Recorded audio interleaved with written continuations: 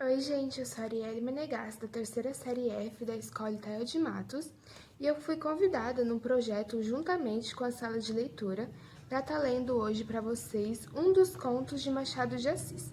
Quem foi Machado de Assis? Machado de Assis foi um dos maiores nomes da literatura brasileira. Ele trouxe uma valorização muito grande para a nossa literatura. Então, em vestibular, no Enem, para quem for prestar, ele vai cair muito. As obras dele são incríveis. Eu posso citar algumas que eu já li e recomendo, que é As Memórias Póstumas de Brás Cuba, Dom Casmurro é perfeito, até hoje tem aquela indagação, né? Traiu ou não traiu a respeito de Capitu e Bentinho. Então, você está dentro da literatura brasileira, você lê Machado de Assis, é uma cultura, um patrimônio cultural, um conhecimento que você adquire para si. E eu fui convidada para ler um dos contos dele, mas não vai ser Dom Casmurro, não vai ser O Espelho e nem Memórias Póstumas de Brás Cuba. É um conto que particularmente eu ainda não li, vou ler junto com vocês comentando. Por que comentando? Porque eu acho importante a gente... Tem pessoas que não conseguem acompanhar a leitura, que por conta da escrita dele, que é um pouco cansativo, por conta de palavras que não sabe o significado, não consegue acompanhar. Então eu vou estar lendo o mais devagar possível e comentando junto com vocês, tá bom? Então, se alguém depois quiser falar alguma coisa, deixar alguma observação, só deixar nos comentários. O conto que a gente vai ler é O Alienista. Esse daqui, não sei se está focando. Ele também está disponível em PDF no domínio público. E aqui está escrito O Alienista e Outros Contos. Então, esse livro tem mais de um conto. E ele também está disponível na biblioteca da escola. Então, quando passar essa quarentena, quem tiver interesse de estar lendo, ele está lá disponível, tá, gente? Vamos lá. Eu vou ler um capítulo por vídeo. Aqui tem uma introdução, fala um pouquinho da história dele, para quem quiser. Tem algumas imagens também, ó. Machado de Assis. Algumas imagens do Rio de Janeiro. Aí tem o sumário. Os contos que tá nesse livro é O Alienista, Teoria do Medalhão, Dona Paula, Uns Braços, A Segunda Vida, Catinga de Esponsais, Singular Concorrência, Trio em Lá menor, Entre Santos, Um Homem Célebre. Então, hoje a gente vai focar no O Alienista. Capítulo 1. De como Itaguaí ganhou uma casa de Orates. As crônicas da vila de Itaguaí dizem que, em tempos remotos, vivera ali um certo médico, o Dr. Simão Bacamarte, filho da nobreza da terra e o maior dos médicos do Brasil, de Portugal e das Espanhas. Estudara em Coimbra e Pádua. Aos 34 anos, regressou ao Brasil, não podendo ao rei alcançar ele que ficasse em Coimbra, regendo a universidade, ou em Lisboa, expedindo os negócios da monarquia. A ciência, disse ele a sua majestade, é o meu emprego único, Itaguaí é o meu universo. Então, o que a gente tem nesse capítulo? Ele era um médico renomado, e ele renomado em vários países. E mesmo o rei pedindo que ele ficasse nesses países, ele quis voltar ao Brasil, porque ele disse que a ciência é o que ele gostava de fazer. Continuando. Dito isto, meteu-se em Itaguaí e entregou-se de corpo e alma ao estudo da ciência, alternando as curas com as leituras e demonstrando os teoremas com cataplasmas. Aos 40 anos, casou com Dona Evarista da Costa e Mascarenhas, senhora de 25 anos, viúva de um juiz de fora, e não bonita nem simpática.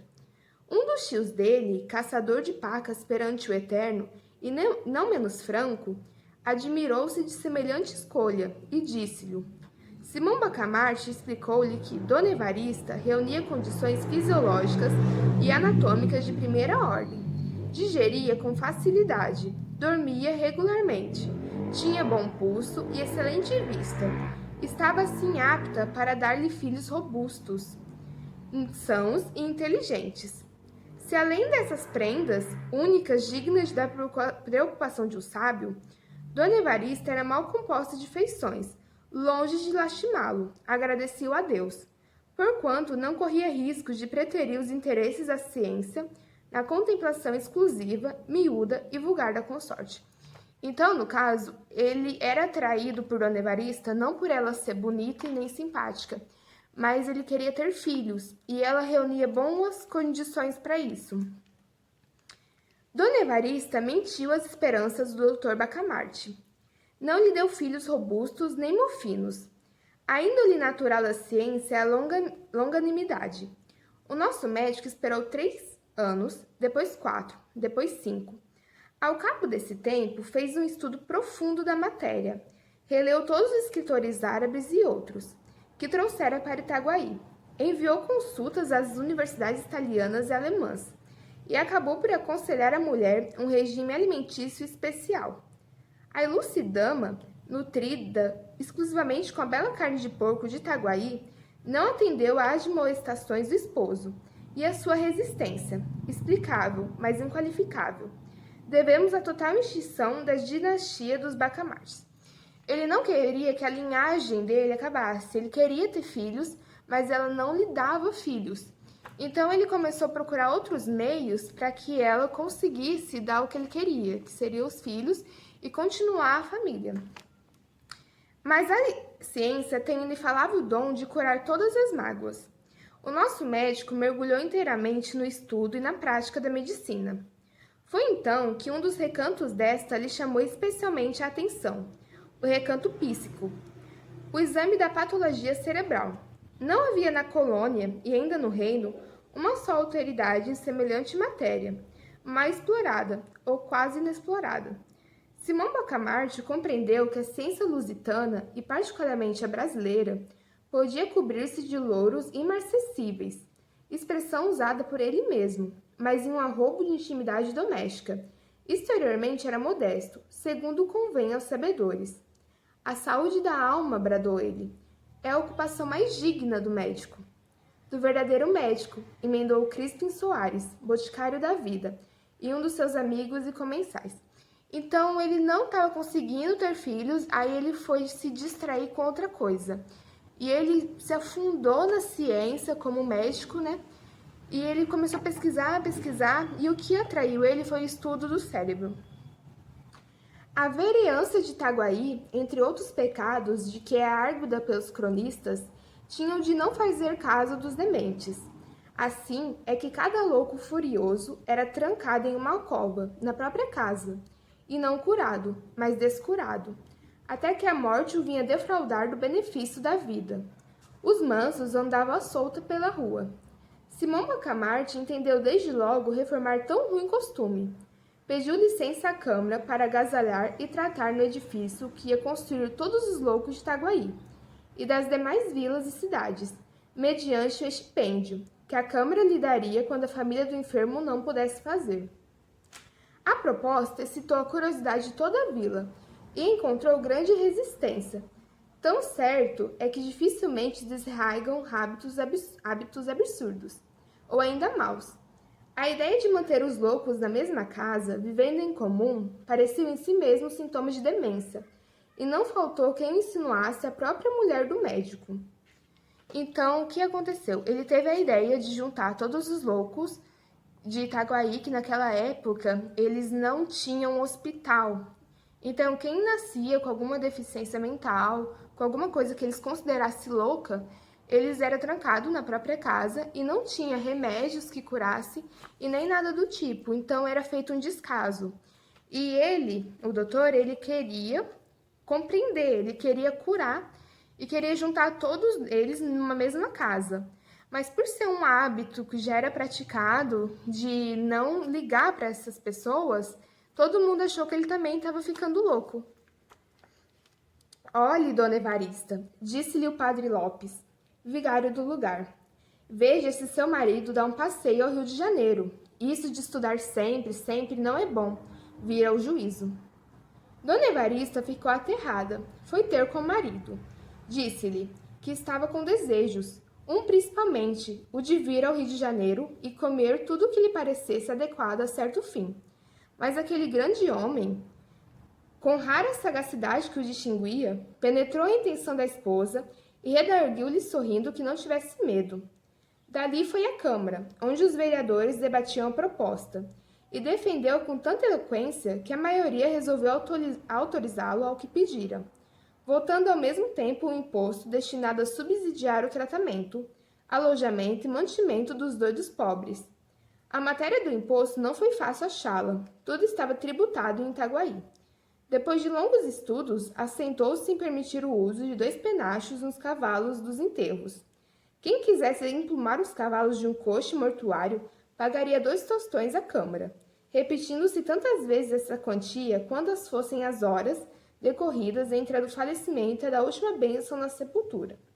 O escrivão perdeu-se nos cálculos aritméticos do rendimento possível da nova taxa, e um dos vereadores, que não acreditava na empresa do médico, pediu que se relevasse o escrivão de um trabalho inútil.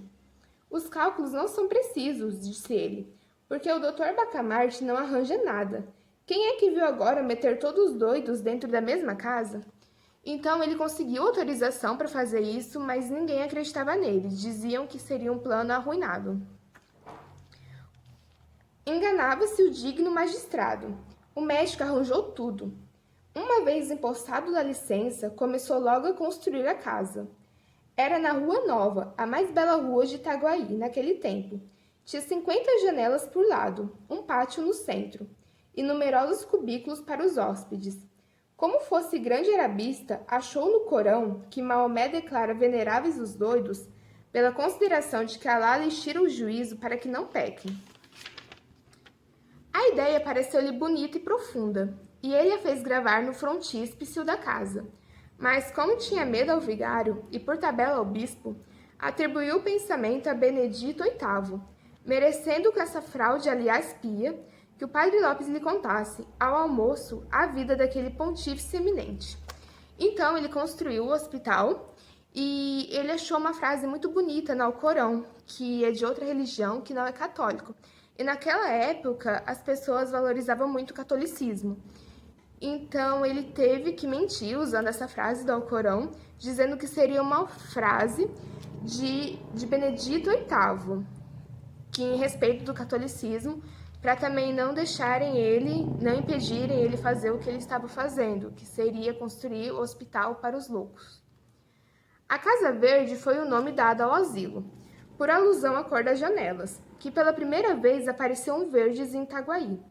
Inaugurou-se com imensa pompa, de todas as vilas e povoações próximas, e até remotas, e da própria cidade do Rio de Janeiro. Correu gente para assistir às cerimônias, que duraram 7 dias. Muitos dementes já estavam recolhidos, e os parentes tiveram ocasião de ver o carinho paternal e a caridade cristã com que eles iam ser tratados.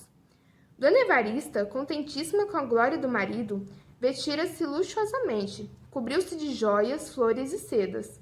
Ela foi uma verdadeira rainha naqueles dias memoráveis. Ninguém deixou de ir visitá-la 2 e 3 vezes, apesar dos costumes caseiros e recatados do século. E não só a cortejavam, como a louvavam, porquanto, e este fato é um documento altamente honroso para a sociedade do tempo, porquanto viam nela a feliz esposa de um alto espírito, de um varão ilustre, e, se lhe tinha inveja, era santa e nobre inveja dos admiradores.